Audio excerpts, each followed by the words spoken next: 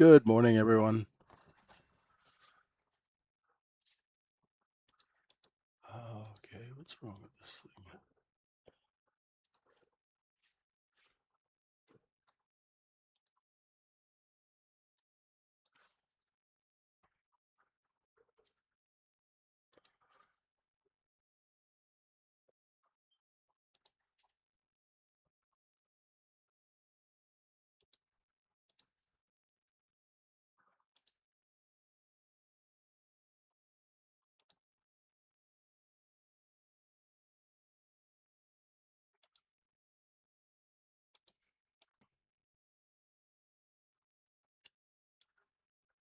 Testing.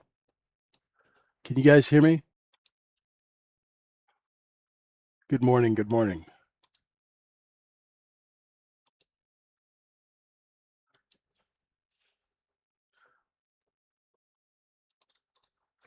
All good? This software just changes my microphone settings every time there's a Windows update.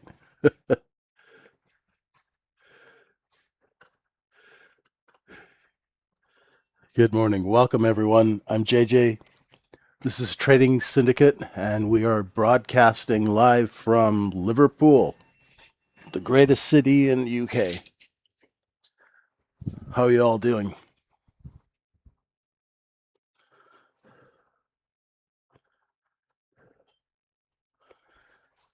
Bit of a slow night in Walmart this night tonight.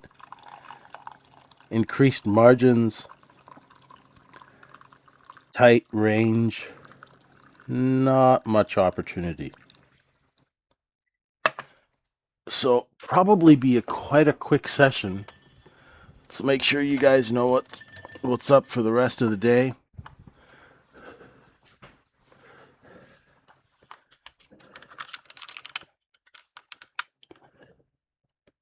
So for people who are just joining us for the first time on YouTube, we do 2 live streams every day, one for the London Open and one for the New York Open. What are we looking at today? We look at the same thing every day. We look at the S&P E-mini futures. That's what you're looking at. Hey, Alexander, how you doing? What's up, man? Ian, Marcus, you guys okay? All right, let's get into it. Overnight inventory is mixed, starting to get a little long. Okay, we had a liquidation yesterday. Now, who in the room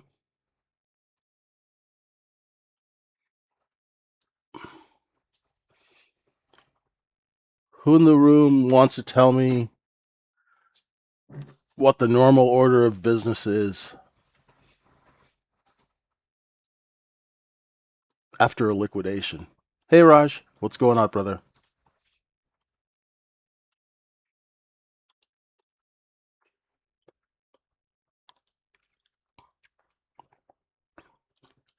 This is right up your alley, Raj.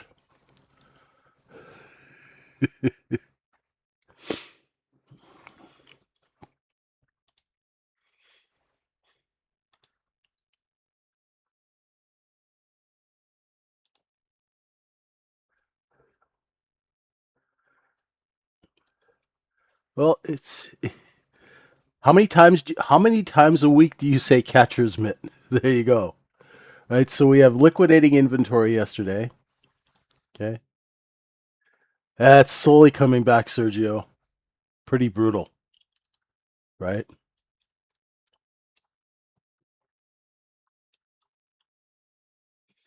So you have liquidating inventory into wholesale hands, redistributed into the retail flow for profit. Market's working perfectly normal. Here's our previous day low down here. Overnight low is nowhere near that. So we're taking all of that liquidating inventory from yesterday, end of day, early glowbacks. We're going to go and try and sell it above 77.60. Something else that you guys want to take and pay attention to. Remember the move that took the market up over 77.52 a few days ago? There's that short position, right? Notice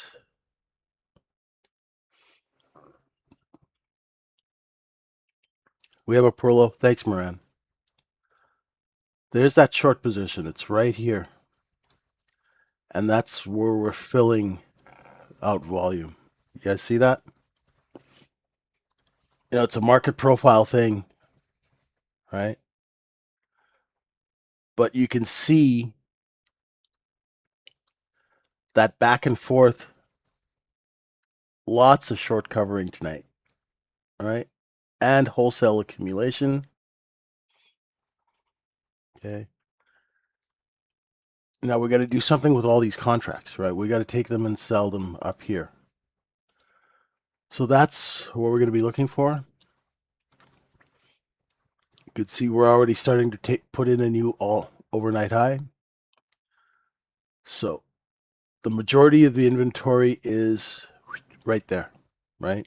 We're going to probably take it and sell it here, go back and forth.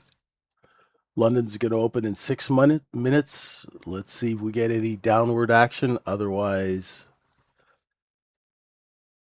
it's going to be back to normal business. We are still in distribution, right?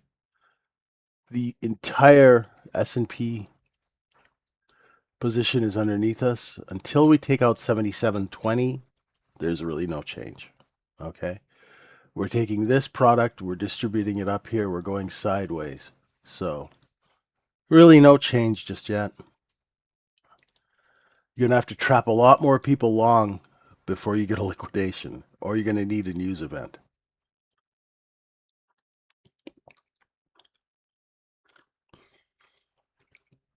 So now, because we have a increased margin situation, which means if you don't know what margin it is, it means that you have to pay more to trade tonight. Brokerage firms will always try and protect themselves from you because you guys don't know what you're doing and you don't know how to manage risk. So brokerage firms raise margins, right, to protect their capital because you're using their capital to trade when you're trading futures. So we got this balance zone is 49 to 54, double it to 64. So our cost basis is here. You can see clearly the blue area is the cost basis, the green area is the profit zone, and double it to the downside is our discount zone. So now we've got our levels. Once again, it's going to be a slow night. Hey, Redcom, how you doing? I still have this cold, but it's much better. Yesterday was pretty bad. It was like really plugged up. Today's a lot better. Inventory is long. Man, that's a tight profile. And we do have a poor low. Thanks, Moran. So you've got bids down there.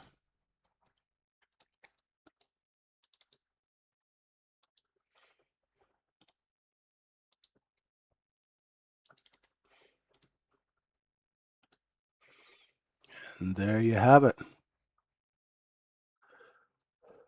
So this looks like it's barely moving. Oh,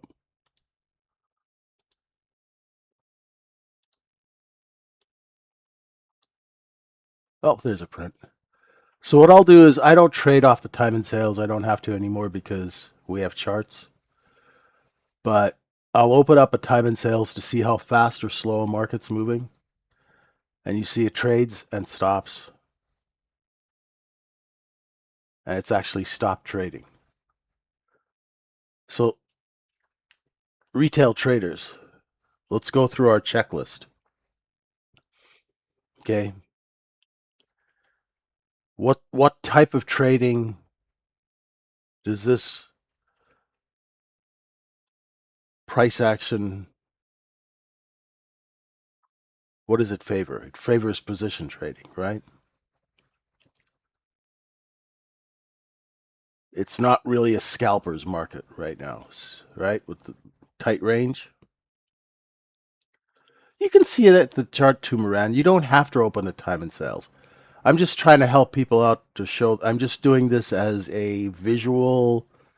I use visuals to try and teach, right? You can see it on the chart too, but it's really obvious when you see the time and sales. Because if you open that up during RTH, it scrolls and scrolls and scrolls. It doesn't stop. But when you see it stopping and starting and stopping and starting the way it is, right? So if I went and I cleared it, it'll print when we have the next trade.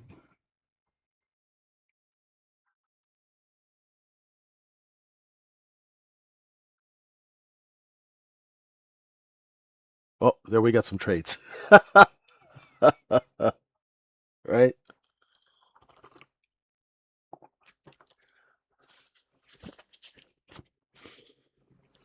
Yeah.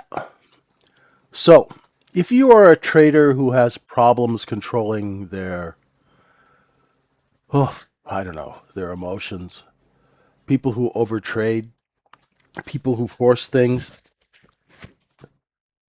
go to the gym, go get a coffee, go feed the ducks, do whatever it takes, but don't try and force trades in a market like this. Okay? If you're a position trader, I wouldn't want to build a position at 59. I'd want to be position long somewhere between 51 and 54. Selling it, I would have been gone by now, right? So there's not a lot of opportunity, right? So when it's like this, it's nice to have a day off. It's nice to have a couple of, hours off.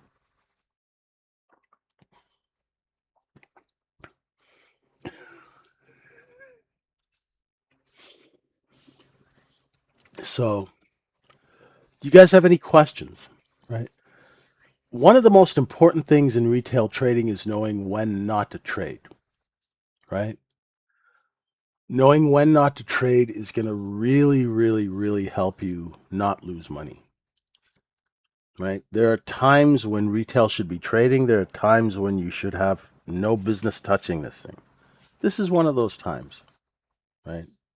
So London's opening and it's not getting any lower. Usually London opens and tries to come down and take out that last stop. No dice.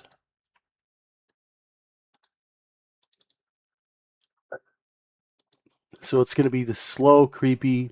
So how could you tell from the candles? This kind of candle action. Really, really tight, small range, small candles, slow pace of trading, right? And it makes sense because there's what? News today at 8:30 Eastern Time, so they've raised the margin requirements to trade. You get a much slower market. Today, remember at 11 o'clock,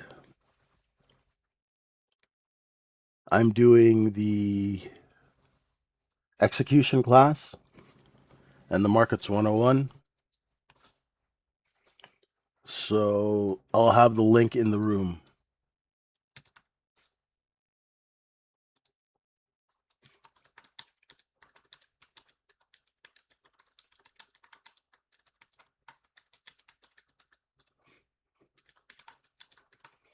I haven't done a 101 because we've got some new people in the room. I'm going to do a get orientated. Good call, Moran. You're dialed in today.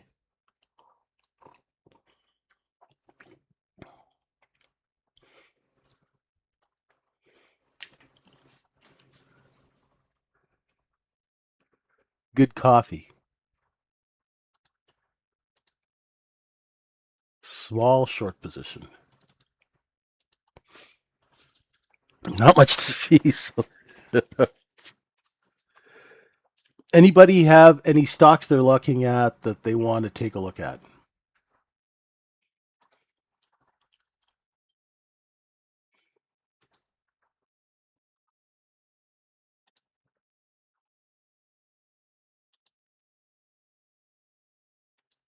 No? You guys still kind of all in sleepy mode?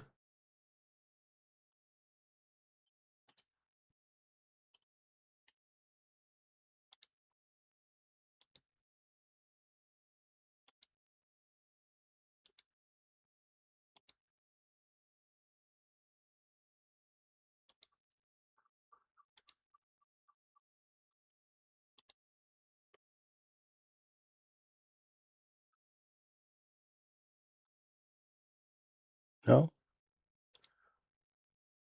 Palantir? Thank you. Let's go take a look at PLTR. Where did I put it? Oh, here it is.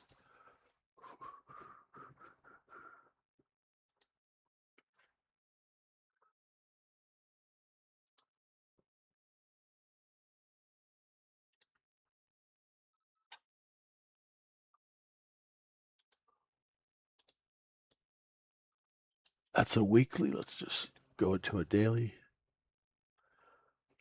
Bloom Energy will do. Palantir,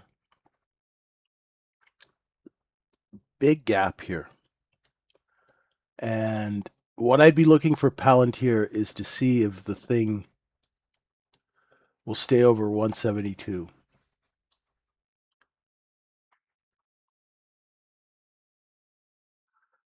Do I think longs are trapped from yesterday? Yes, definitely. But we're absorbing that inventory and reselling it at night. Yeah, so there's Palantir. Nice recovery. If it holds that gap, the cost basis, the massive cost basis here, and there's another one here. You'll probably run into some traffic when we get into the 182 area. Nice recovery on that stock. I haven't really been watching it lately, but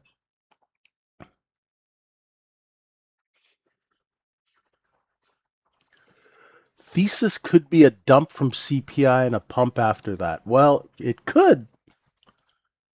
It could, our gardens. I have no frickin' clue. Like I said, I don't try and do the magic genie kind of trading. I just let the chart tell me what's going on. Right now, you're joining us late, so you missed what I was talking about.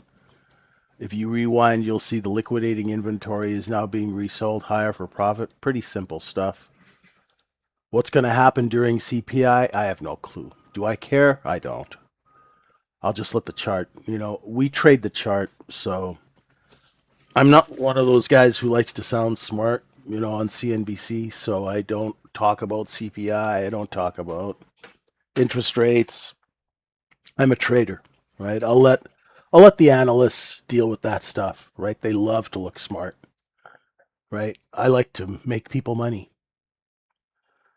So, yeah, pretty simple, pretty simple. Bloom Energy. Well, remember they had that sellout, right, Raj? They had that sellout. Uncle Kenny bought it all. Let's see if it holds 209. So we did a podcast yesterday, and I explained the whole situational awareness thing and how it affects these markets. Definitely at month end, you know, it filled the gap, right? Filled the gap. Uncle Ken bought that whole position, so now let's see if it holds 208. You can see the cost basis here, Rush? And we came right down to that 164.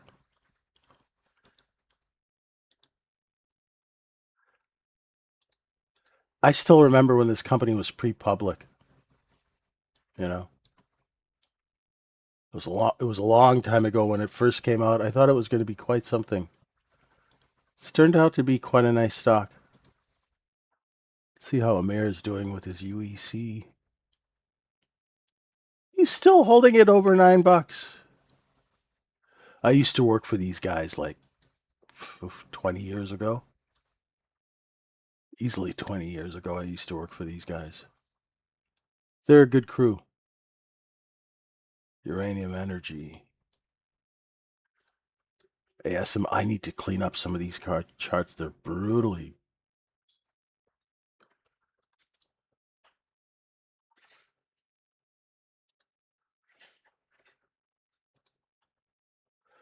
Slow night. How long is your education session at 11? It's usually 45 minutes to an hour, depending on. It depends on really, Jay Reardon, it depends on how talkative people are, right?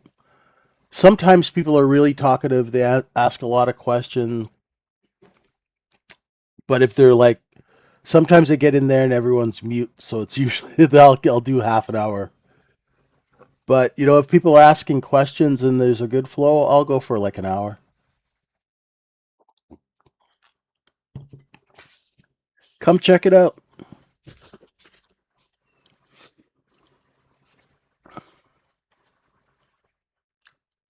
Will there be a handout? No, you just get to. I expect people to take notes, and I expect people to rewatch the video. I mean, if I give out documentation and a handout, people won't read it. I've got 400 videos in the room and 400 videos on YouTube. 99% of the people don't even watch that stuff and make notes. Right? So there's really no point in me doing documentation for them because it's a waste of my time. Right? If you want documentation, make notes, rewatch the video, ask me questions, right? That's how you learn.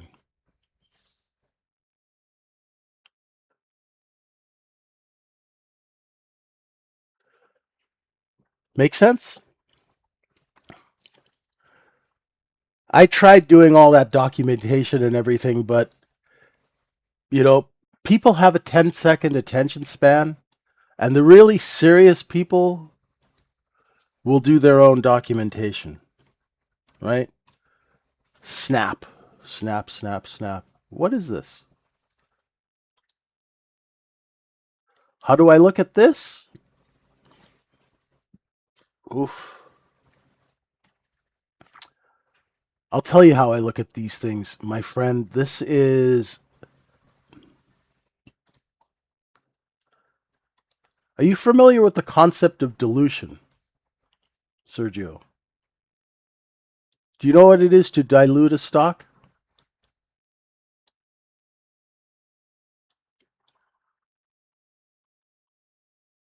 It's a good question. Sergio, you there? So you're right. It was $80. Now it's 5. There's a reason for that.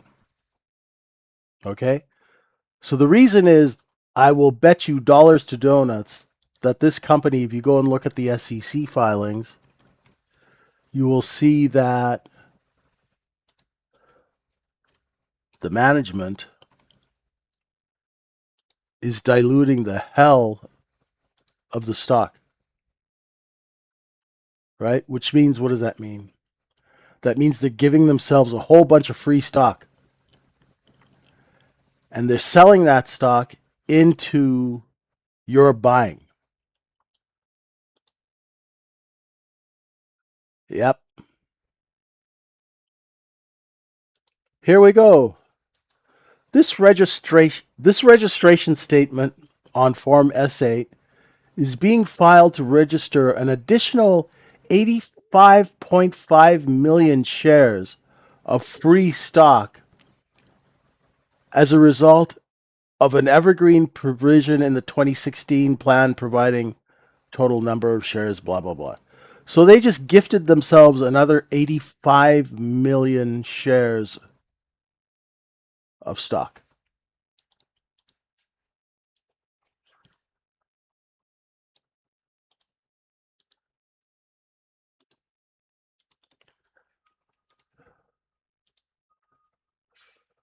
Okay, under Form S8.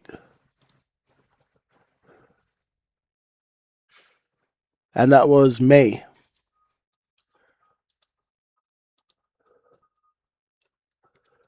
Yeah, they're socially giving away they're giving themselves a bunch of paper. So that's why the stock's down. Because they took a bunch of free stock and they're selling it. And the thing with free stock, you're supposed to give it to employees and consultants, but they give it to everyone, right? It's free. So whether it's $5 or $70 or 20 cents, if you get something for free, you sell it because they'll always just print more. That's something I'm teaching in my investing class. The investing public really has no idea how to look at a company, right? Now, there are exceptions. There's one exception to the rule, and that is the stock we just looked at, Palantir. When Palantir first went public, they gave themselves 1 billion shares of stock, and the stock went from IPO right into the shitter. Excuse my language. Then they cleaned it up, and the company actually came through on some of their promises, right? That's very rare. That's very, very rare,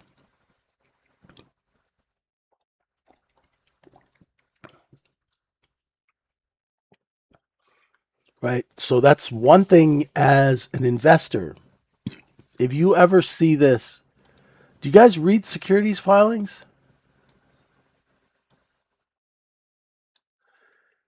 This is death of a stock. If you ever see those two things, S8, S8 stock is free. Now, it's not supposed to be, but I know better because I lived on S8 stock from 2006 to 2012. So for 6 years, I worked for a company, a mining company. And the CEO would do these sort of esoteric convertible floorless debenture deals. I won't explain that now. And he needed somebody to watch the financier to make sure they weren't screwing with the stock. So this guy paid me $20,000 every month to sit and watch his stock trade. I didn't have to do anything. I didn't have to bring in any buying. All I had to do was give him a report at the end of the day as who screwed around with his stock. That's called forensic trading. It's something that you guys have never heard of. I used to do that, and they'd give me 20 grand in free stock every month. So you just sell it, and he's like, "Are you out of stock? I'm going to send you another 2 million shares." Right? So when you see S8 in a securities filing, you want to run for the hills, okay? Because it means they're going to dilute the crap out of the stock.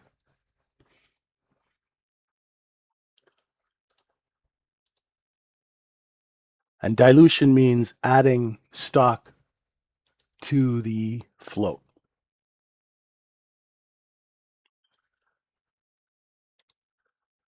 No, no, the company doesn't care about distribution or running the stock up. The company cares about the company cares about paying their mortgage and their Mercedes-Benz lease. See S8 registration statement? Click on that, right?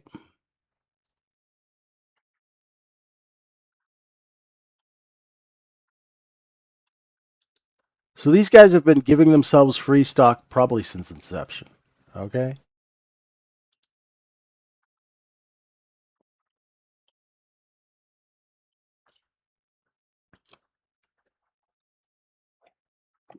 Yeah, nobody knows about this, you guys. It's the dirty little secret of finance, right?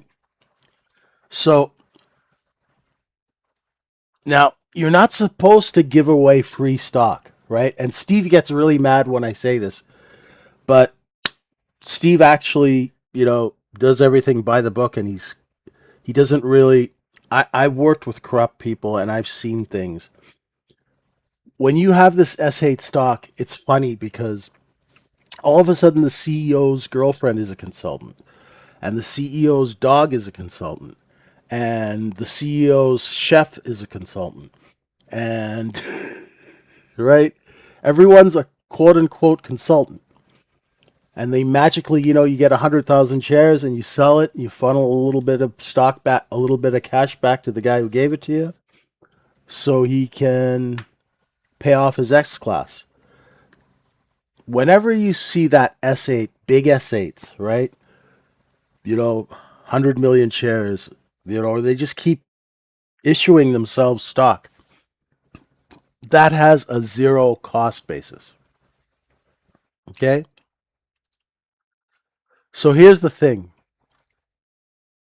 What you folks have to learn when it comes to investing and with stock is the lesson of cost basis. Okay? Cost basis is everything. Now, what if your cost basis was zero? What if you paid nothing for the stock? Then you would have no qualms about selling it at 30 cents or $5 or 2 cents, right? If you knew that there was an unlimited supply of stock that you would just get and sell without any repercussions, this is perfectly legal, by the way, right? There's nothing illegal or shady about what they're doing. What it is that the investing public has no idea that this is going on. They have no clue. So all they see is they buy a stock at $20 a share, and the thing just keeps going down every single day. And every time it pops, somebody sells just like crazy into it, right? This type of, you know, this type of compensation, it's great when you're on the receiving end, but if you're a shareholder and you legitimately bought a company at $20 a share thinking it's a good investment, and then the next thing you know the thing's like 5, it just means the management doesn't, and management never cares about shareholders. That's one of the biggest fallacies that ever happens in the market. The management could care less about the shareholder, right? I've worked with hundreds of CEOs, and they don't care who they have to chew through in order to maintain their lifestyle. It's a sad fact. But that's Wall Street. So what happens is people who finance these companies, they always finance them at a discount and get cheap stock because they know the CEOs are pigs and they're gluttons. And they know as soon as I give a CEO $20 million, that money is gone. And they'll be back in 6 months asking for more. So you always finance them at a discount, right? That's why you get a lot of these companies. Like you'll see like good companies like Nvidia and Microsoft and Apple, they don't have to do that stuff because they actually sell enough product to make money to keep the lights on. The other guys, a lot of these public companies don't actually have earnings, right? So they use all sort of, financial trickitude so they have income coming in so they can afford that beach house in Malibu, right? So be warned, and I'll have my investing course out this year, and my goal is to have retail people look at a company the way I do. I can tear apart a company in 30 seconds. I can look at the chart, look at the stock filings. In 30 to 60 seconds, I can tell you whether or not this company is worth buying or it's not. And if so, where should we buy it so we don't lose our shirt, right? It's very practical. Most of the investing books and all this stuff, they have you looking at EBITDA and fucking earnings per share and all sorts of useless crap that's not going to make you any money. My course is going to be practical. Is the CEO a pig that's feeding himself at the trough of your shareholder money? Or is the CEO doing the right thing, running the company in a fiscally responsible way? Right? It's very important, right? Very important. It's one thing for a trade, but if you're going to invest in these things, you have to have some level of trust in the people who are running the company. And if the people who are running the company are just using it as a bank machine, which is the case 90% of the time, especially with smaller deals, it's not really something that you want to invest in, right? And this is something that they'll never tell you on CNBC. They'll never tell you this on Bloomberg. It's the dirty little secret about markets that nobody ever talks about. It's the lesson of free stock. Okay? And nobody thinks that you can get stock for free. It was the very first lesson I ever learned in 1993 when I worked for the very first guy I worked for. I said, "Hey, Chief, we got, 200 companies as a client. Which one of these stocks should I buy to make some money?" And he looked at me, took a puff of his cigarette, and said, "JJ, first rule, you don't buy stock. You sell it." I was like, "Okay, that sounds great, but how do you get the stock if you don't buy it?" He's like, "Idiot, they give it to you for free." Since 1994, 93, I have never paid for stock in my life. I have never bought stock. It's always been given to me for doing a job. And when I run out, they just give me more.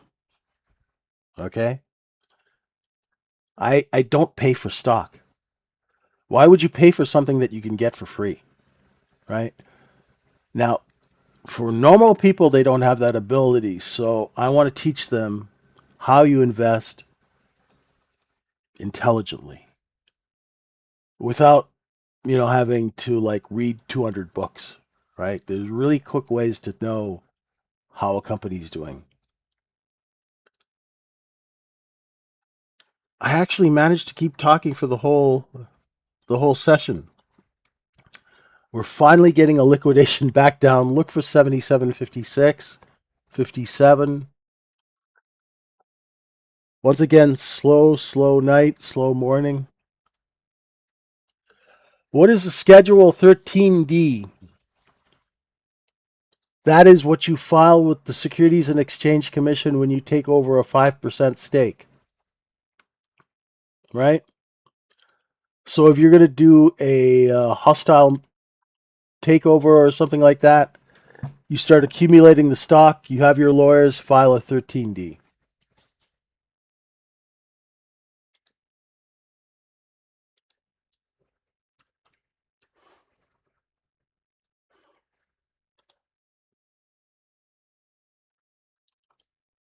Right? When you acquire a beneficial ownership of more than 5%.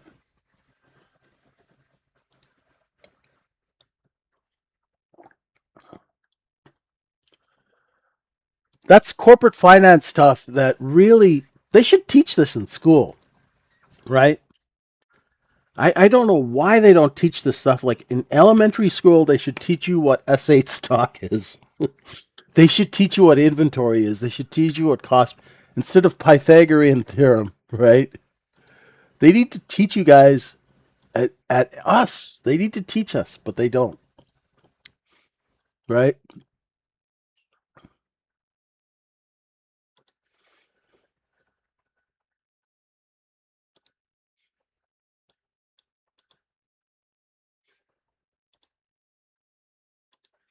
No problem, AZS. GME, oh, that stock is a rat's nest. You're still looking at that, eh? Years later. What's it doing? It's not doing anything. That stock is so polluted. Oh, they made so much money off that deal. Woo.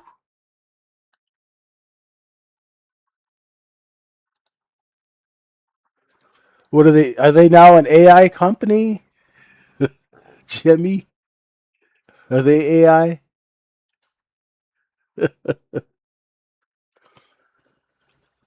Yeah, they'll teach you basic accounting, but they don't teach you anything about how securities are structured. Just basic finance. It's brutal. Anywho, so for nuggets like this, right, if you guys want to learn how the real world works, there's what you see on CNBC, which is really smoke and mirrors to get you guys suckered into buying whatever they're selling, right? You know, come visit us at Trading Syndicate. You guys realize that all this financial press, CNBC, everything that you watch, those are advertising mechanisms to generate interest where you guys come in and buy these stocks. So the CEOs will go on CNBC, they'll spin a tail and try and get you guys suckered into buying their stock. There's nothing wrong with that. That's commerce, that's capitalism. Just be smart about it, right?